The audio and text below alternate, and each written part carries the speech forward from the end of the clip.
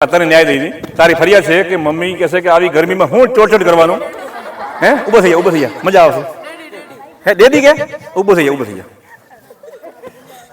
નહીં આને સમસ્યાનું સમાધાન કરી દઈએ આપણે એટલે પપ્પા એમ કહેશે કે ગરમી શું ચોટવાનું ઓકે હવે એમાં પપ્પાનો વાંક નથી પ્રોબ્લેમ ગરમીનો નથી પ્રોબ્લેમ છે પપ્પાના દિમાગનો કારણ કે પપ્પાના દિમાગમાં જાત જાતના વાયરસ દુકાનના હોય પપ્પા શું કરે છે ફેક્ટરી છે ફેક્ટરીના વર્કરોનું આ જાત જાતનું ભેજામાં ભરાઈ ગયું હોય એટલે હવે એ વખતે શું છે ખબર સોફ્ટ એનર્જી જોઈએ કેવી જોઈએ સોફ્ટ એનર્જી હોય તો જ પપ્પાને ટાઢક વળે હવે જેટલા ડખા પપ્પામાં એટલા ડખા પાછા આપણામાં હોય હવે એ વખતે બે મશીન ગળે વળ લાગે તો અંદર તીખારા થાય શું થાય તો તારે એક કામ કરવાનું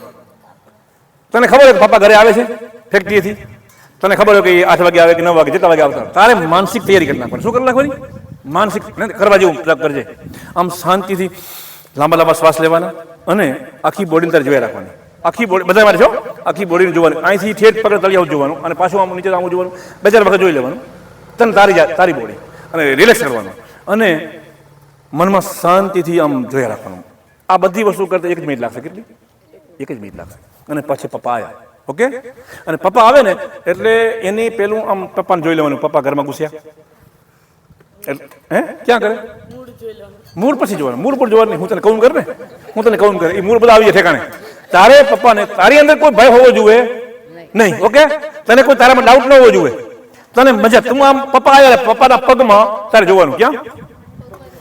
પગમાં જોવાનું પગમાંથી જોતા જોતા દ્રષ્ટિ ઊંચી કરવાની અને પછી છેક પપ્પાના નજર ઉડી આવી જવાનું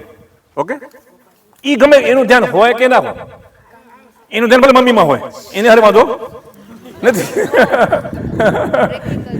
તારું ધ્યાન ત્યાં હોવું જોઈએ જેવી તારી આંખ ઉપર એની આંખ થઈ ને જઈ તારી અંદર કોઈ ડાઉટ ન પછી પાછું આમ નીચે કરી નાખવાનું છું દ્રષ્ટિને આ કરતા તને 5 થી 10 સેકન્ડ લાગશે કેટલી પછી બરોબર અને પછી પાછો બીજી વખત આંખ ઉપર આવીને સીધું જઈને ગળે લાગી જવાનું અને ગળે લાગતી વખતે શ્વાસ અંદર ભરવાનું શું કરવાનું શ્વાસ અંદર ભરી અને ગળે લાગવાનું અને પછી ધીરે ધીરે છોડવાનું અને પપ્પા કદાચ કદાચ બોલી જાય કદાચ ઇન કેસ શક્યતા છે પૂરી બોલી જાય તો ટેન્શન લેવાનું ગરમીમાં શું છોડવાનું એમ બોલે તો પણ તારે શાંત રહેવાનું પપ્પા ગરમી તો બધાને થાય છે અમને થાય શું સિફત પૂર્વક મોઢા ઉપર સ્માઇલ મારતે બોલી જવાનું ગરમી તો બધે છે તમે ક્યાં નવાઈ કરો છો અમારે છે આની પછી આ ઘટના ઘટિત થયા પછી તમારી જે ક્યુટનેસ છે ને એ બાપામાં આવશે અને બાપાનો જે બિઝનેસ અને જે ફેક્ટરી ચલાવે છે એનો જે ડેટા છે ને એ તમારામાં ઓટોમેટિક ટ્રાન્સફર થશે આને જ્ઞાન કહેવાય ને જીવન કહેવાય સમજાઈ ગઈ વાત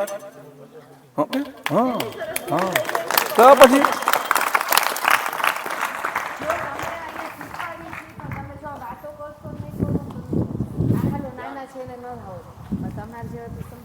હા